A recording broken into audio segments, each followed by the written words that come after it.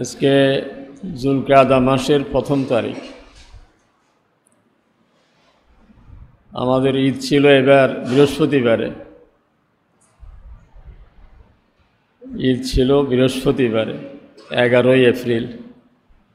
গতকাল আরেক বৃহস্পতিবার 29 তারিখ শেষ হয়ে গেছে। শাওয়াল মাস ছিল 29। আর সৌদি আরবে একদিন আগে গতকালকে তাদের জুলকাদা শুরু হয়ে গেছে।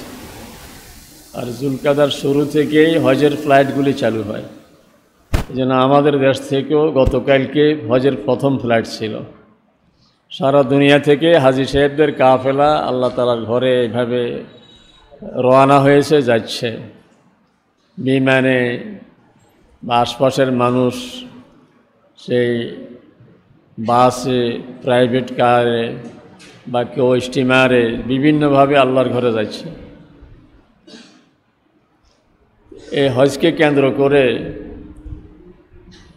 সৃষ্টির শুরু থেকে, আর কেউ বলছেন যে ইব্রাহিম আলাইহিস সালামের জমানা থেকে, যখন মানুষের মধ্যে শরীয়ত ছিল না, নীতি নৈতিকতা ছিল না, কিন্তু তারাও তখন হজ করত তাদের ভাবে। তো ওরা হজে আসা যাওয়ার জন্য 2 মাস, হজের আগের মাস যাওয়ার জন্য, হজের পরের মাস দেশে যাওয়ার জন্য, যেন জুলকাদা মাস যাতে মক্কা শরীফ নির্বিঘ্নে যেতে পারে, আর মুহররম মাস হজ শেষে যেন নির্বিঘ্নে বাড়ি ফিরতে পারে। আর হজের মাস তো হজের মাস। এজন্য জাহেলিয়াতের যুগ থেকে বা একবারে আদিকাল থেকে, ইব্রাহিম আলাইহিস সালামের জমানা থেকে অথবা আদম আলাইহিস সালামের জমানা থেকেই এই 3 মাসকে হজ কেন্দ্রিক তারা এইভাবে সম্মান দিত। এবং এই 3 মাসে তারা কোনো রকম মারামারি, হানাহানি, চুরি, ডাকাতি, রাহাজানি এগুলি করতো না। পথিক কাউকে দেখলে ছেড়ে দিত, কারণ আল্লাহর ঘরের যাত্রী হজে যাচ্ছেন, আবার আল্লাহর ঘরের যাত্রী হজ করে আসতেছেন, এর কারণে 3 মাস। আর মাঝখানে 1 মাস গ্যাপ রাখছেন যে কিছু লোক যদি উমরা করতে চায় তো ওরা যেন উমরার একটা সুযোগ পায়। যদি বাকি সময় একাধারে এভাবে অরক্ষিত থাকে, অনিরাপদ থাকে, তো মানুষ তো উমরার সুযোগ পাবে না। এই জন্য রজব মাস ওরা বেছে নিছে যে 1 মাস ছাড় দেওয়া হইল, কেউ উমরা করতে চাইলে উমরা করি আসুক। এই জন্য এই 4 মাসের ইজ্জত একবারেই আদম আলাইহিস সালামের জমানা থেকে অথবা ইব্রাহিম আলাইহিস সালামের জমানা থেকে এইভাবে সম্মান দিয়ে আসছে। আর আল্লাহ তাআলাও তাদের এই সম্মান দেওয়াটাকে আল্লাহ তাআলাও অনুমোদন দিয়ে দিয়েছেন যে ঠিক আছে, তারপরও দুনিয়া ঠিক থাকুক। এই জন্য আল্লাহ তাআলা বলেন, জাআলাল্লাহুল কাবাতাল বাইতাল হারামা ওয়া শাহরাল হারামা কিয়ামান লিন্নাস। দুনিয়া তো অচল হয়ে যেত, কারণ মানুষের মধ্যে কোনো নীতি নৈতিকতা নেই। যাকে পায় তার মাল লুট করে, যার সাথে ইচ্ছা তার সাথে যৌন চাহিদা পূরণ করে। এইভাবে তাদের মধ্যে কোনো নিয়ম নীতি নেই। এই সময় দুনিয়াটা টিকছে কী করে? আল্লাহ তাআলা বলেন 2 কারণে দুনিয়া টিকছিল তখন। এক হইল বাইতুল্লাহর কারণে, কারণ আব্রাহা বাদশার ঘটনার পরে এত সোজা হয়ে গেছে, এরা ভাবছে যে বাইতুল্লাহর কারো কিছু করলে খবর আছে। কারণ আব্রাহার মতো এত প্রভাবশালী বাদশাহ, যার কাছে সে যুগের সবচেয়ে বড় মারাত্মক অস্ত্র ছিল, সবচেয়ে বড় বাহিনী ছিল। এখন যেরকম অমুক এত নম্বর বিমান, খুব এত নম্বরের অস্ত্র খুব মারাত্মক, সেই সময় হাতি বাহিনী খুব মারাত্মক বাহিনী। এরকম আব্রাহা বাদশাহ যখন শেষ হয়ে গেছে বাইতুল্লাহর সঙ্গে বেয়াদবি করার কারণে, তো দুনিয়ার মানুষ সোজা হয়ে গেছে। এই জন্য সিরিয়ার মানুষ ইয়ামানে ব্যবসা করতে যেত শীতের দিনে, কারণ উত্তর দিকে শীত বেশি, দক্ষিণ দিকে গেলে একটু আরাম। আর গরমের দিনে ইয়ামানের মানুষ সিরিয়া যেত ব্যবসা করার জন্য। তো যাবে কীভাবে? যাওয়ার সময় মক্কা শরীফ থেকে একজনকে ভাড়া নিত যে ভাই আপনি শুধু আমাদের সামনে থাকবেন। একজন পথে ডাকাতে ধরলে, কে? বলতো আমি মক্কা শরীফের অমুক। ডাকাত সোজা হয়ে গেছে, ঠিক আছে যান, আপনাদের কোনো অসুবিধা নেই। কারণ বাইতুল্লাহর কাউকে ক্ষতি করলে, কারোর সঙ্গে বেয়াদবি করলে খবর আছে। তো আল্লাহ তাআলা বলেন দুনিয়াটা টিকছে বাইতুল্লাহর কারণে, বাইতুল্লাহর দোহাই দিয়ে মানুষ বেঁচে গেছে। আর ওয়াশ শাহরাল হারাম, আরেকটু হলে 4 মাস। রজব মাসে ওরা নির্বিঘ্নে চলাফেরা করত। জুলকাদা, জিলহজ্জা, মুহররম, যে জুলকাদা আজকে শুরু হলো, এই জুলকাদা মাস, এর পরের মাস জুলহজ মাস, এর পরের মাস মুহররম মাস, এই 3 মাস আর আগে 1 মাস, এই 4 মাসে ওরা নিরিবিলি চলাফেরা করত জাহিলিয়াতের যুগে, যে সময় ওদের মধ্যে ঈমান নাই, ইসলাম নাই, নেকামল নাই, নীতি নৈতিকতা নাই। ওই সময়ে ওরা নির্বিঘ্নে চলাফেরা করত। আল্লাহ তাআলা বলেন, সৃষ্টির শুরু থেকেই আল্লাহ তাআলা মাস বানিয়েছেন 12টি, এর মধ্যে 4 মাস হলো দামি। এই 4 মাস হলো এই 4 মাস, এই আজকে থেকে যে মাস শুরু হলো জিলকাদ, জিলহজ, মুহররম, আর রমজানের আগে শাবান, শাবানের আগে যে মাসটা গেছে রজব, আমরা মেরাজের চাঁদ বলি, রজবের চাঁদ বলি, ওই মাস, এই 4টা মাস। এই যে আজকে থেকে হাজী সাহেবদের কাফেলা, যেমন বাংলাদেশ থেকে যারা গেছে তারা তো পৌঁছেই গেছে, তারা এখন বাইতুল্লাহ তোয়াফ করতেছে, অথবা তোয়াফ শেষে তারা এখন নমাজের মধ্যে আছে, দোয়ার মধ্যে আছে, বা আজকে জুমার দিন তারা তো এখন বাইতুল্লাহর সামনে বসা আছে। সারা দুনিয়া থেকে যে কাফেলাগুলো, হজের যে সমস্ত হজ যাত্রীগণ যারা হাজী সাহেবান, এরা এখন মক্কা শরীফে দোয়া করতেছেন নিজেদের জন্য, সারা দুনিয়ার মুসলিম উম্মার জন্য। এখন আমি যদি ভালো হইয়া চলি, ও দোয়ার ভাগী আমি হয়ে যাব। আপনি এক প্রতিষ্ঠানে মন্ত্রী মহোদয় আসছে, বিশাল বিরাট আশা, মন্ত্রী মহোদয় ঘোষণা দিয়ে যাবেন এটা সরকারি হয়ে যাবে, এটার জন্য একটা বিল্ডিং বরাদ্দ হবে, এটার এই হবে সে হবে, বিশাল আশা। কিন্তু ওই মুহূর্তে ওই কলেজের ওই মাদ্রাসার ছেলেরা মন্ত্রীর বিরুদ্ধে একটা মিছিল বাইর করছে, হবে কিছু? আর বেয়াদবি করার কারণে সব বাতিল হয়ে গেছে না? এই সময় যদি আদব লেহাজ রক্ষা করে চুপচাপ থাকে তাহলে সব হয়ে যাবে। এখন ওখানে দাবি চলছে আল্লাহর কাছে যে আল্লাহ সমস্ত মুসলিম উম্মার গুনাহ মাফ করে দাও, আয় আল্লাহ সারা দুনিয়ার মুসলিম উম্মার উপরে তুমি রহম করো, দোয়া চলছে না? কিন্তু এই সময় আমি আল্লাহর বিরোধিতা করি, আমি এই সময় এমন এক কাজ করতেছি যাতে আল্লাহ তাআলা নারাজ, আল্লাহ তাআলা দেখতেছেন আমি কি করতেছি। তো ওই দোয়ার ভাগে কি আমি হব না বঞ্চিত হয়ে যাব? 1979 সনে সিরাজগঞ্জে ছিলাম আমি, 8-9 মাস সিরাজগঞ্জে আলিয়া মাদ্রাসায় ছিলাম মদিনা শরীফ যাওয়ার আগে। তো ওখানে আমার শ্রদ্ধেয় উস্তাদ নোয়াখালী ইসলামী এমন সব প্রিন্সিপাল হুজুর সিরাজগঞ্জে গেছিলেন। তো ওখানে এক মাদ্রাসাওয়ালারা হুজুরকে দাওয়াত করছেন, দোয়ার অনুষ্ঠান করছেন।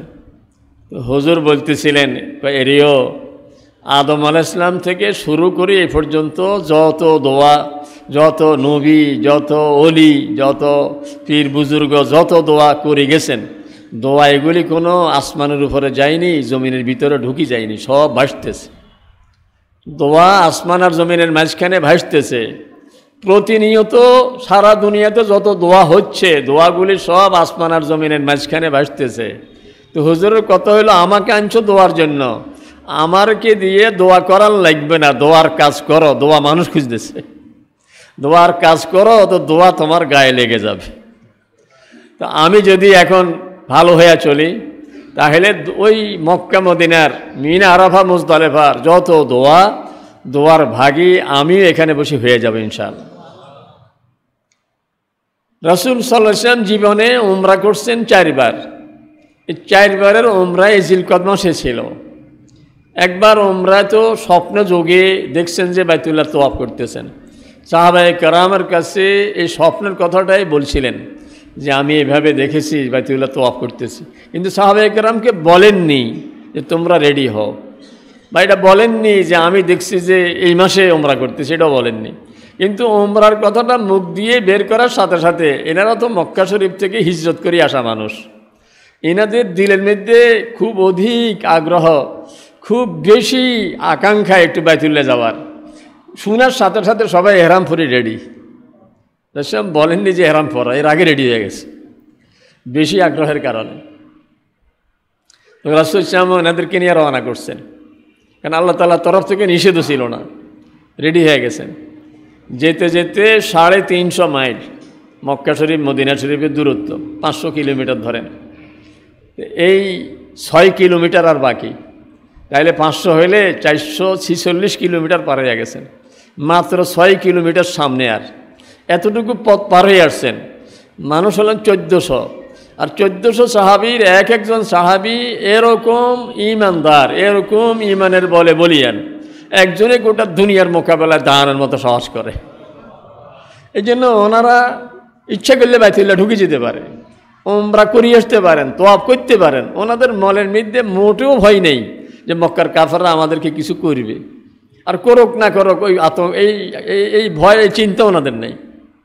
কিন্তু মক্কার কাফেররা বাধা দিয়ে দিছে, আর রাসূল সাল্লাল্লাহু আলাইহি ওয়াসাল্লাম ওখানে নমনীয় হয়ে গেছেন। রাসূল চেয়েছেন যে কোনো রকমের খুন খারাপি, কোনো রকমের হানাহানি মারামারি যেন না হয়, দেখি ওদের সাথে বুঝে শুনিয়ে কিছু করা যায় কিনা। শেষ পর্যন্ত ওদের সঙ্গে চুক্তি হয়েছে কিরকম, চুক্তি নামার শুরুতেই হযরত আলী রাদিয়াল্লাহু তাআলা আনহুকে বলতেছেন, তুমি লেখো আমাদের মধ্যে চুক্তি হচ্ছে। প্রথমে লিখছেন বিসমিল্লাহির রহমানির রহিম। তো কাফেরদের পক্ষ থেকে যে ছিল সে বলে বিসমিল্লাহির রহমানির রহিম মানি না, কারণ এই ভাষা আমরা বলি না। বলে কি লিখবো? আমরা আগে থেকে যেভাবে লিখছি সেভাবে। কি লিখবো? লেখো বিসমিকা আল্লাহুম্মা, আয় আল্লাহ আপনার নাম। সে বললেন ওইটাও ঠিক আছে, না আল্লাহর নাম তো ঠিক আছে। তো বললেন ঠিক আছে, বিসমিল্লাহির রহমানির রহিম বাদ দাও, লেখো বিসমিকা আল্লাহুম্মা। এরপরে লিখতেছেন দ্বিতীয় লাইন, এটা চুক্তিনামা। যা লেখে যে প্রথম পক্ষ দ্বিতীয় পক্ষকে, হাজা মা সালাহা আলাইহি মুহাম্মাদুর রাসূলুল্লাহ সাল্লাল্লাহু আলাইহি ওয়াসাল্লাম ও কুরাইশ। এটা চুক্তিনামা, যে চুক্তিনামা হচ্ছে মুহাম্মদ রাসূলুল্লাহ সাল্লাল্লাহু আলাইহি ওয়াসাল্লাম আর কুরাইশদের সাথে। ওরা বলতেছে এটাও মানি না। কেন? মুহাম্মাদুর রাসূলুল্লাহ যদি মানতাম তাইলে তার কোনো ঝগড়ায় থাকে না। আপনাকে তো রাসূলে মানি না, রাসূলুল্লাহ মুছাইতে হবে। রাসূল সাল্লাল্লাহু আলাইহি ওয়াসাল্লাম হযরত আলীকে বললেন, আলী এটা মুছে দাও। হযরত আলী বললেন এটা পারব না। আগেরটা তো মোটামুটি সাজছে, বিসমিল্লাহির রহমানির রহিমের জায়গাতে বিসমিকা আল্লাহুম্মা মোটামুটি সাজছে, কিন্তু এইবারে যেটা এটা আমি মুছাইতে পারব না। রাসূল বলেন যে তাহলে কাগজটা এদিকে দাও, আমাকে দেখো কোনখানে লিখছে। রাসূল নিজের হাতে মুছিয়ে দিয়েছেন। এত নমনীয়। বলে ওদেরকে বললেন কি লিখবো? লেখেন হাজা মা সালাহা আলাইহি মুহাম্মদ ইবনু আব্দুল্লাহ, আব্দুল্লাহর বেটা মুহাম্মদ সাল্লাল্লাহু আলাইহি ওয়াসাল্লাম যে চুক্তি করতেছে। রাসূল বলেন আমি আল্লাহর রাসূল, এটাও ঠিক, আমি আব্দুল্লাহর বেটা, এটাও ঠিক। তো লেখো, অসুবিধা কি? হযরত আলী বললেন যে না, রাসূলুল্লাহ মুছাইতে পারব না। এরপরে চুক্তি হচ্ছে যে এই বছর চলে যাবেন। সাহাবায়ে কেরাম তো এটা সহ্য করতে পারতেছিলেন। হযরত ওমর রাদিয়াল্লাহু তাআলা আনহু তো ওখান থেকে খুব খুশি উঠতেছেন, রেগে মানে ফেটে যাচ্ছেন। কি বলে, এত কষ্ট করে আসলাম। বলতেছে এই বছর চলে যাবেন, আগামী বছর আসবেন, 3 দিনের বেশি থাকতে পারবেন না, সাথে অস্ত্র আনতে পারবেন না, শুধু আত্মরক্ষার জন্য একটা তলোয়ার আনতে পারবেন, তাও তলোয়ারটা উন্মুক্ত থাকবে না, খাপের ভিতরে ঢুকানো থাকবে। এরপরে এর ফাঁকে যদি কোনো মক্কার কাফের মুসলমান হয়ে মদিনায় যায়, আমরা চাহিবা মাত্র বাহককে দিতে বাধ্য থাকিবে, আমরা চাইলে ফেরত দিতে হবে। আর মদিনা থেকে যদি কোনো মুসলমান আমাদের কাছে চলে আসে মোরতাদ হইয়া, ইসলাম বাদ দিয়ে, আপনি তাকে ফেরত নিতে পারবেন না। রাসূল সব মেনে নিচ্ছেন, সব মেনে নিচ্ছেন। চুক্তি নামা লেখা হচ্ছে, এখনো শেষ হয় নাই। এর ভিতরে যিনি লিখতেছেন সোহাইল, ওর ছেলে আসছে হাতে পায়ে শিকল বাঁধা। কীভাবে আস্তে আস্তে আস্তে আস্তে কীভাবে চলে আসছে আল্লাহ রাসূল আমার খবর পায়, আসি চিৎকার দিয়ে উঠছে, আমার বাঁচান, আমার হাতে শিকল বাঁধা পায়ে শিকল, আমি মুসলমান। সাহাবায়ে কেরাম তো এখন তারে রেখে যাবে কিভাবে? আর সোহাইল যিনি লিখতেছেন বলতেছে আজকে এখন পরীক্ষা হবে, আপনি আমাদের চুক্তি মানেন কি না, আমার ছেলে আমার কাছে ফেরত দিতে হবে। এই মুসলমান অবস্থায়, হাতে ভাই শিকল বাঁধা অবস্থায় রাসূল রাজি হয়ে গেছেন, ঠিক আছে নিয়ে যাও, নিয়ে যাও। সব কিছু মেনে নিছেন।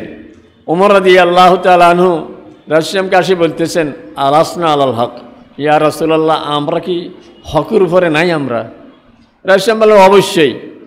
কয় লেমাজা হাজিহি দানা, তাহলে এত নমনীয়তা কা, এত দুর্বলতা কা? ওদের সব মেনে নিচ্ছেন, নিজে এত ছোট হচ্ছেন কেন? আমরা কি হকের উপরে নই? রাসূল বললেন অবশ্যই হকের উপরে। অত ওমরের মনে বুঝে না, হয়তো আবু বকরের কাছে গেছেন, যে বলেন আবু বকর আমরা কি হকের উপরে নাই? ও অবশ্যই হকের উপরে। তাহলে এত নমনীয়তা কা? আল্লাহ আল্লাহ রাসূল ভালো জানে, মেনে নাও। পিছন দিয়ে আল্লাহ তাআলা আয়াত নাযিল করলেন, ইন্না ফাতাহনা লাকা ফাতহাম মুবিনা, আপনাকে আমি চরম বিজয় দান করেছি। যেটা কি ঠগনি হইল না বিজয় হইল? আমরা তো দেখি ঠকছে, একবারে ঠকি আসছে। এইবার চলে যাবেন, আগামীবার আসবেন, 3 দিনের বেশি থাকবেন না, অস্ত্র আনতে পারবেন না, আমাদের কেউ গেলে ফেরত দিবেন, সব তো ঠগনি। কিন্তু আল্লাহ বলতেছে চরম বিজয় দান করেছি। রাসূল সাহেব হযরত ওমরকে ডাকছেন, উনি ভয়ে কাঁপতে কাঁপতে আসতেছেন, না জানি আমার বিরুদ্ধে আয়াত নাযিল হয়ে গেছে। কারণ আমি যে আল্লাহ রাসূলের যে বলছি, আর সে আর বলে যে দেখো আল্লাহ কি নাযিল করছে। আল্লাহ বলতেছে চরম বিজয় দান করেছে। তখনও বুঝে আসে না চরম বিজয় কীভাবে, কারণ চুক্তি হয়েছে এবছর ফেরত যাবেন, আগামী বছর আসবেন। আগামী বছরে মক্কার কাফেররা সারা মক্কায় ঘোষণা দিয়ে দিছে যে তোমরা দেখতে আসো, তামসা দেখতে আসো। এরা যে মক্কা শরীফ ছেড়ে মদিনায় গেছে, এরা কিছুই পায়নি। কারণ তখন মদিনা শরীফের জ্বর এটা খুব প্রসিদ্ধ ছিল। যেমন আমাদের দেশে ব্রিটিশ পিরিয়ডে কিছু কিছু মানুষ আসাম যেত, আসামের কালা জ্বরে মানুষ মরে যেত। দেশ স্বাধীন হওয়ার পরে চিটাগাঙ্গের মারিশা, এখানে যখন বাঙালিদেরকে বসবাস করাতে শুরু করছে, তখন মারিশার ম্যালেরিয়া জ্বরে আমাদের অনেক বাঙালি মারাও গেছে। মদিনা শরীফের জ্বর একসময় খুব প্রসিদ্ধ ছিল, মদিনায় গেলে মানুষ জ্বরে আক্রান্ত হয়। রাসূল সাল্লাল্লাহু যাওয়ার পরে ঠিক হযরত আবু বকর রাদিয়াল্লাহু তাআলা আনহু ওই জ্বরে আক্রান্ত হয়েছিলেন। রাসূল সাল্লাল্লাহু সাথে সাথে দোয়া করছেন, আয় আল্লাহ, মদিনার এই জ্বরকে আপনি পাহাড়ে জঙ্গলে নিয়ে যান, মদিনার আবহাওয়াকে আমাদের অনুকূল বানাইয়া দেন, এবং মদিনাকে আমাদের কাছে এত প্রিয় বানাইয়া দেন, মক্কা যেরকম প্রিয় বরং তার চেয়েও বেশি প্রিয় বানাইয়া দেন। এই জন্য আমরা যখন বাংলাদেশ থেকে মদিনা শরীফ যাই, মক্কা শরীফ গেলে গরম অসহনীয় বেশি বেশি, কিন্তু মদিনা শরীফ গেলে মনে হয় যেন আমার লক্ষ্মীপুর থেকে আসছি, এখন লক্ষ্মীপুরে যে আসি। মানে আবহাওয়া আমাদের অনুকূল, আমাদের মানে স্বাস্থ্যের উপযোগী, আমাদের সহনীয়, এরকমই মনে হয় দোয়ার বরকতে। তো কাফেররা বলতেছিল যে মদিনার জ্বরে এরা সব শেষ হয়ে গেছে, দেখতে আসো।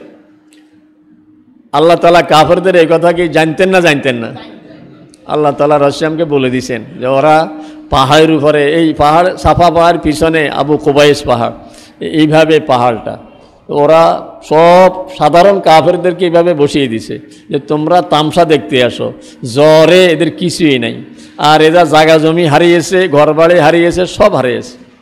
তো কাফেররা সব বসে গেছে। রাসূল সাল্লাল্লাহু আলাইহি ওয়াসাল্লাম ওই 1400 সাহাবায়ে কেরামকে নিয়ে, নতুন কাউকে আর আনেন নাই, ওরাই যারা গতবার ছিলেন, তোয়াফ শুরু করছেন হাজার আসওয়াদ এই দক্ষিণ পূর্ব কোণে।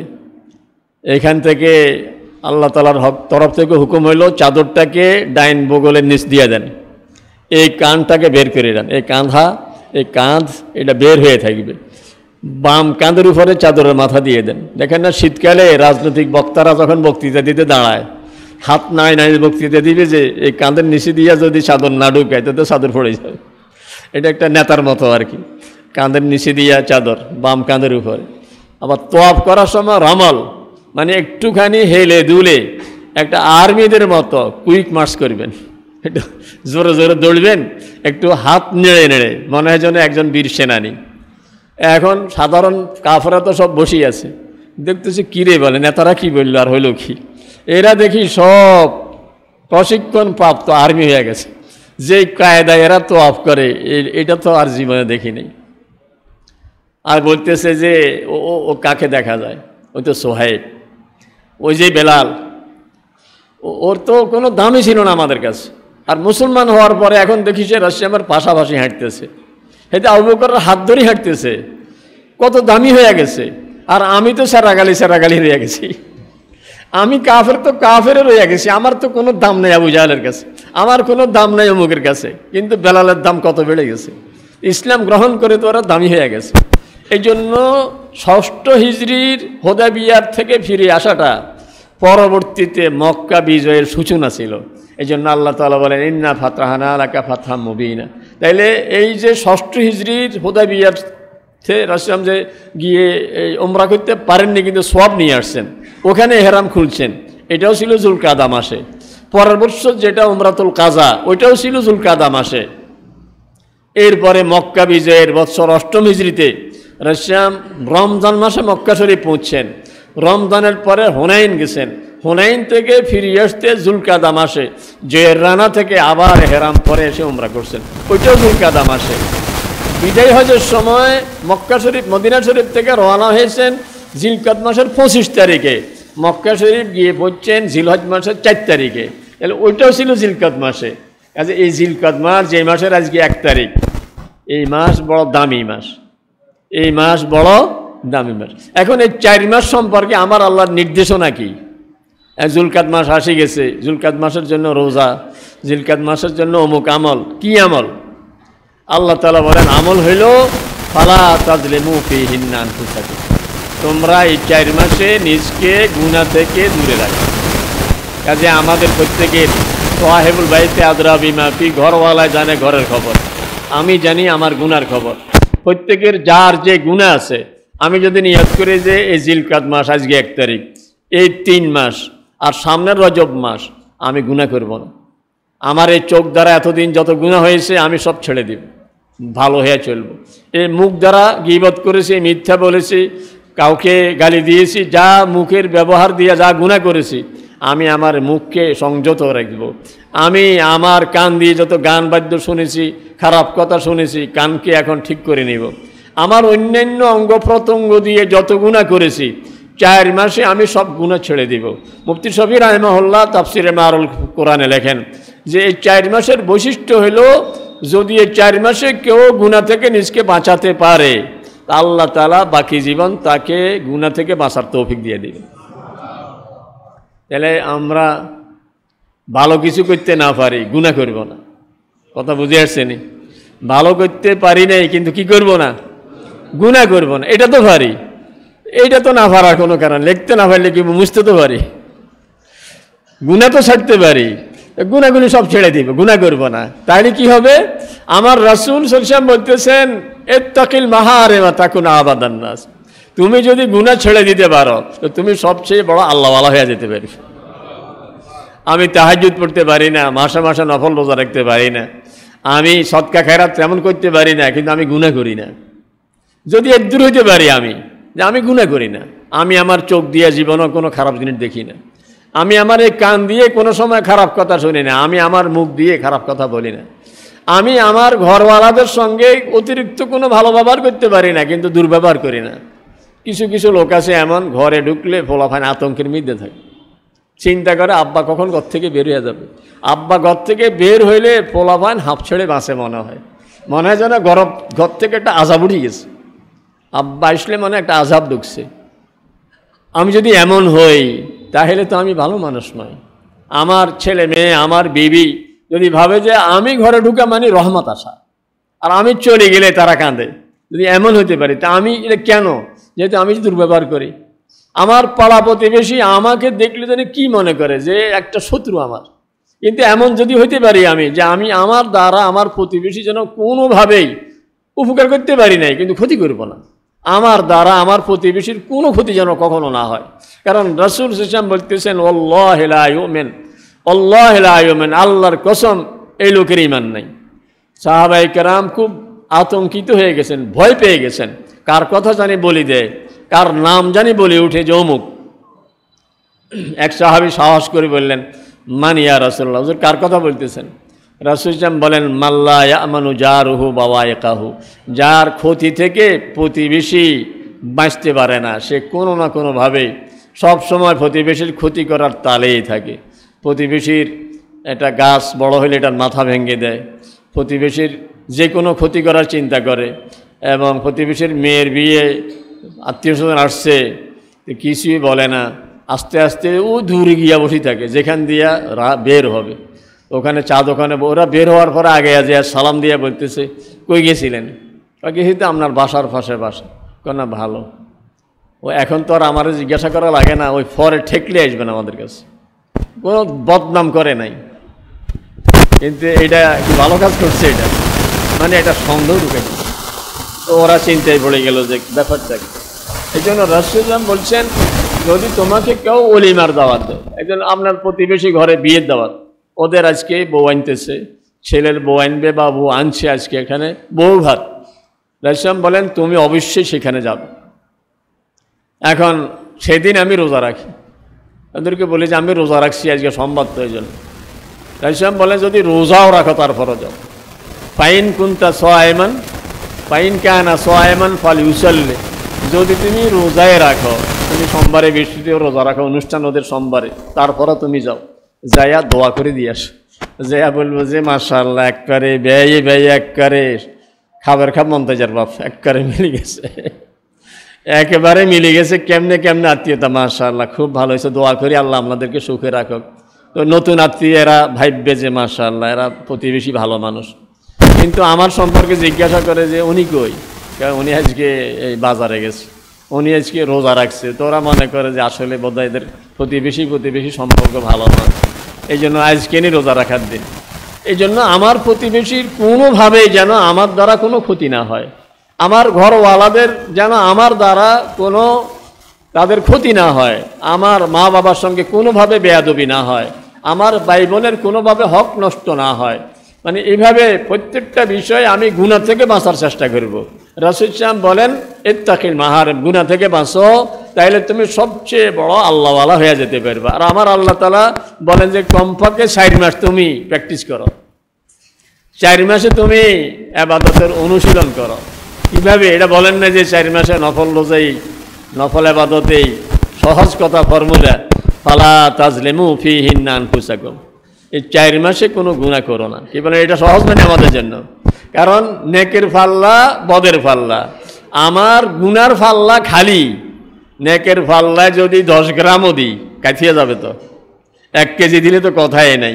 এই জন্য আল্লাহ রাসূল সাল্লাল্লাহু আলাইহি ওয়াসাল্লাম বলতেছেন বামের পাল্লাটা খালি করে ফেল, কোনো গুনাহ করব না। আর হাজী সাহেবদের যে কাফেলাগুলি এখন যাচ্ছে সারা দুনিয়া থেকে, এই কাফেলাগুলির দোয়া যেন আমি পেয়ে যাই। এখন যদি ওখানে দোয়া চলছে আমার জন্য, আর আল্লাহ তাআলা তো ওখান থেকে আমাকেও দেখছেন, দোয়াও দেখছেন যে ওখানে দোয়া চলতেছে আর এতে টাস খেলে, ওখানে দোয়া চলতেছে আর হের হাতের মধ্যে মদের বোতল, তাহলে আল্লাহ তাআলা কি ওই দোয়ার ভাগে আমাকে করবেন নাকি? কোনোভাবেই আমি এ দোয়ার শামিল হব না। এর সাথে আরেকটা কথা বলি, সেটা হলো এই সময় হাজী সাহেবদের কাফেলা হজে যাচ্ছে, আপনার আশপাশের লোকও হজে যাচ্ছে, ওরা যেদিন যাবে ওই সময় আপনি একটু থাকেন। উনি যখন গাড়িতে উঠতেছে, উঠে দিতেছেন, একটু দোয়া করতেছে, আল্লাহর কাছে কাঁদতেছে, ওই সময় থাকেন। আপনি থাকলে কি হবে, এই যে গাড়িতে উঠে যাইতেছে, ওনারা 10 জন যাইতেছে, একটা বাসের মধ্যে লিখে রাখছে হজ কাফেলা, এই দৃশ্য দেখলে আপনার মধ্যে একটা আবেগ সৃষ্টি হতে পারে, এরে আমি যেতে পারলাম, আল্লাহ যদি আমার একটু নিত।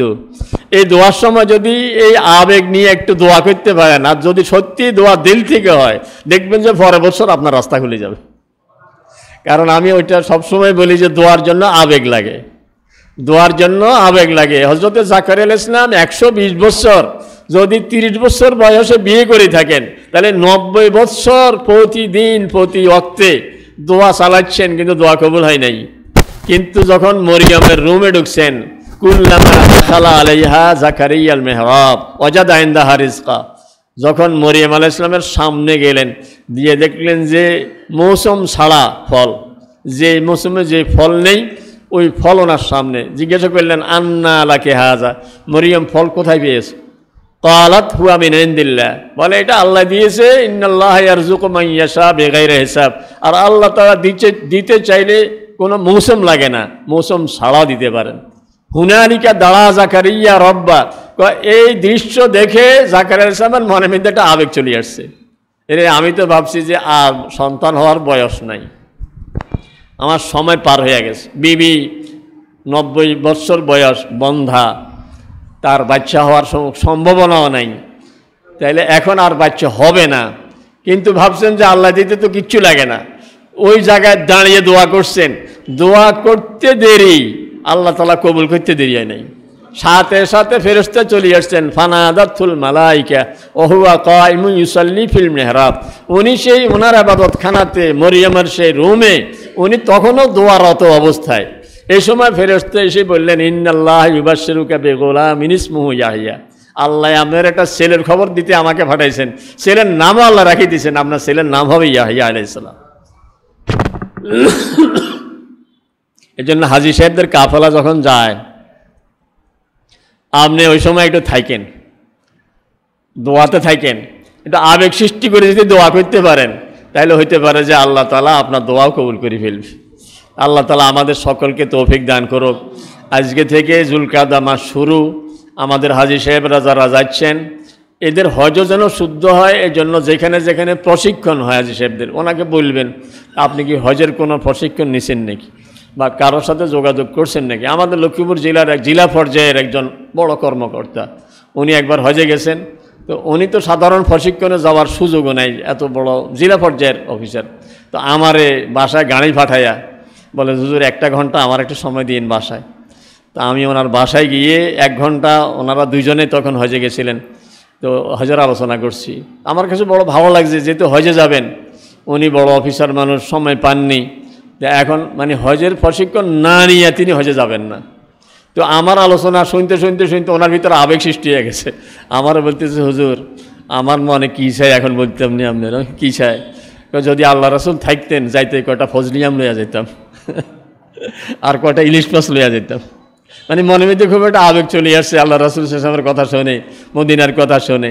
তো এই জন্য যিনি হজে যাবেন উনি খুব উচ্চ পদের হন বা সাধারণ মানুষ হোক, যেইভাবে হোক ওনার জন্য যেটাই সহজ হোক, উনি যেন হজের ধারণা নিয়ে যায়। কারণ হজের ধারণা নিয়ে যদি না যায়, হজ করে এসে বলবেন যে আমি সব ঠিকঠাক করে আসছি। এখন ঠিকঠাক কেমনে এটা কীভাবে বুঝলেন উনি তো হজের মাসালায় জানেন না। আমার সাথে একজন হজে গিয়ে আরাফা মিনাতে ছিলেন না, উনি মানে আমার কাফেলায় ছিলেন না, এমনি আমার সাথে কাছাকাছি ছিলেন একই সময়। ওনার দোষ ছিল কি, উনি শুধু অহংকার করতেন, আমি অমুক, আমার নামে একটা বাজার চলে, আমার নামে বাজার, তারপরে আমার এত জমি, আসার সময় গরু দুগা খাওয়াই আসি, এত লোক খাওয়াই আসছি, শুধু এগুলি বলে। আমি বললাম যে এগুলি বলতে নাই, হজের সময় যত ছোট হইয়া থাকতে পারেন তত আল্লাহর কাছে দামি বনবেন। এখানে অহংকার করলে, এখানে আল্লাহ বড়, দেখাইতে হবে আল্লাহই বড়, আমি বড়, এটা দেখাইতে গেলে তো সমস্যা। তো উনি কথা শোনেন না। আর হজের সময় ওনাকে আমরা পাই নাই, মিনাতে পাই নাই, আরাফাতে পাই নাই, মুজদালিফা পাই নাই, কোথায় হারিয়ে গেছে আল্লাহ জানে। হজের শেষে মরুভূমি থেকে এক বাঙালি ওনাকে নিয়ে আসছে আমাদের কাছে, এনে বলল যে এনাকে মরুভূমিতে পাইছি আমি, হাঁটতেছে পাগলের মতো। তো আমি যে ধরি বললাম, এই চাচা আপনি কই যান? কই তো আমার বাড়ি দেখা যায় মিনা আরাফাতের পাশে মরুভূমিতে, উনি ওনার বাড়ি দেখে। তো এই যে নিয়ে আসছি। পরে একটু শান্ত হওয়ার পরে আমি বললাম যে কীভাবে আপনার হজ কী হইল আপনার? মিনা আরাফা কোনো জায়গায় এই কিছু শুনতে রাজি নাই, কারণ আমার হজ ঠিক মতো হয়েছে। এখন দেশে আসিও বলবে যে আমার হজ ঠিক মতো হয়েছে, বুঝেন নাই কথা? তো কতজনের যে কত মারাত্মক ভুল হয়ে যায়, কিন্তু এটা তো কারো কাছে বলেও না এবং নিজেও বুঝে না যে হজ কি হইল কি হইল না। এই জন্য যারা হজে যাবেন ওনাদেরকে একটু পরামর্শ দেবেন যে আপনি কি হজের কোনো প্রশিক্ষণ নিছেন। ওনার ধারণা যে আমি অমুক কাফেলায় যাব, অমুক হুজুরের সাথে যাব, কিন্তু হুজুর থেকে যদি উনি ছুটি যান কোনো কারণে, হারাইয়া যান, তাহলে হজের কাজ যদি উনি মোটেও না জানেন তাহলে কাজগুলি কিভাবে করবেন। এই জন্য যারা হজে যান ওনাদেরকে পরামর্শ দিবেন যে হজে যাওয়ার আগে হজের একটু ধারণা নিয়ে যাবেন, হজের একটু প্রশিক্ষণ নিয়ে যাবেন, যাতে হজটা শুদ্ধ হয়। কারণ আমাদের দেশ থেকে যদি 60,000 হাজি যায় এবার নাকি মোট সরকারি বেসরকারি মিলিয়ে 60,000 বা কিছু বেশি, 60,000 এরা আমাদের প্রতিনিধি হয়ে যাচ্ছেন। এরা আমাদের জন্য আল্লাহর কাছ থেকে রহমতের ফায়সালা করে আনবেন। কাজে ওদের যদি দোয়া কবুল হয়, ওদের যদি হজ শুদ্ধ হয়, তাহলে আমাদের দেশের জন্য আল্লাহর রহমত নেমে আসবে। এই জন্য আমরা 1 নম্বর গুনাহ ছেড়ে দিবে ইনশাআল্লাহ। এই জিলকাত, জিলহজ, মুহররম আর ওই রজব মাস নিজকে কন্ট্রোল করব। মানে আমাদের দেশে একটা কথা কয় না, রে ভালো হয়ে যা, ভালো হয়ে যা, ভালো হইতে সময় লাগে না। এটা আমার নিয়ত, আমি যদি নিয়ত করি আমি ভালো হয়ে যাব, আমি গুনাহ করব না। এই 4 মাস কোনো গুনাহ করব না।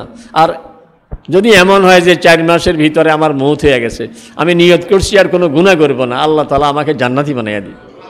এই জন্য 1 নম্বর হলো গুনাহ ছেড়ে দিব। 2 নম্বর হলো হাজী সাহেবদের যে কাফেলাগুলি যাচ্ছে ওদের যাওয়ার সময় ওই মুহূর্তে একটু সাথে থাকা দোয়া করব, যাতে এই আবেগের দোয়া আল্লাহ তাআলা আমার হজের জন্য মঞ্জুর করি, হজ কবুল করে আনে। 3 নম্বর হলো হাজী সাহেবদেরকে একটু পরামর্শ দিব যাতে ওনারা হজে যাওয়ার আগে হজের একটু ধারণা নিয়ে, প্রশিক্ষণ নিয়ে যেন হজে যায়, যেন ওনাদের হজটা শুদ্ধ হয়ে যায়। আল্লাহ তাআলা আমাদের সকলকে কবুল করুক। আর আমরা যারা হজ ফরজ হওয়ার পরেও এখনও হজে যাচ্ছি না, নিজকে আর কত ধোঁকা দিবে, এইবার না আগামীবার। এইবার না আগামীবার। একজন রিটায়ার্ড হইয়া 20 লক্ষ টাকা পাইছে, এনার উপর তো হজ ফরজ। 15 লক্ষ টাকা পাইছে, ওনার উপর তো হজ ফরজ হয়ে গেছে। কিন্তু উনি টাকাটা পাইয়া ছেলে মেয়ের মধ্যে সুন্দর করে বন্টন করে দিয়ে দিছে। এরপরে বলে যে আমার তো হজ টাকা নাই। কেন? আপনার তো হজ ফরজ ছিল, আপনি বন্টন করেন কেন? আগে হজ নিজের ফরজ আদায় করেন। ছেলে মেয়ের জন্য তো জায়গা জমি অনেক কিছুই আছে, আপনি হজ ফরজটা না করে ওই কাজ করলেন। আর রাসূল সাল্লাল্লাহু আলাইহি ওয়াসাল্লাম বলেন যার উপর হজ ফরজ আর কোনো ওজর ছিল না, বিনা ওজর যদি হজ না করে, আল্লাহ রাসূল সাল্লাল্লাহু আলাইহি ওয়াসাল্লাম বলেন সে কেমনে মরবে সে জানে। ইহুদি হইয়া মরে না নাসারা হইয়া মরে আমি জানি না। তাহলে এই জন্য আমাদের যাদের উপর হজ ফরজ এই পর্যন্ত দেরি করছি। অনেকে ধারণা যে হজ করে হজ রাখতে পারবো না। অনেক জোয়ান মানুষ ভালো অবস্থানে আছে, টাকা পয়সা অনেক, কোটি টাকার মালিক হয়ে গেছে আলহামদুলিল্লাহ, হজ করে না, কয় যে আমি হজ রাখতে পারবো না। তা আপনি যে নমাজ পড়েন, নমাজ রাখতে পারবো না চিন্তা করছেন নি কোনো দিন? নমাজ ফরজ, আমার নমাজ পড়তেই হবে। নমাজ পড়ার পরে গুনাহ করলেও তো নমাজ ছাড়তে পারবো না আমি। এখন হজ করি হজ রাখতে পারবো না, এটা আগেই কেন শয়তান আমাকে ধোঁকা দিছে। আমি হজ করব, হজ ধরিও রাখবো। হজ করি আমি ভালো হয়ে গেলে আল্লাহ রাসূল বলছেন হজের দ্বারা 2 লাভ হবে, গুনাহ সব মাফ হয়ে যাবে, অভাব দূর হয়ে যাবে। হজের কারণে 2 লাভ হবে, অভাব যাবে, গুনাহও যাবে। এই জন্য যাদের হজ ফরজ এই বছর সময় নেয়ার নিয়ত করবো যে ইনশাআল্লাহ আগামীতে আমি হজ করে আসবো। আল্লাহ তাআলা আমাদের সকলকে তৌফিক দান করুন। এরা সুন্নত পড়েননি, সুন্নত পড়েন।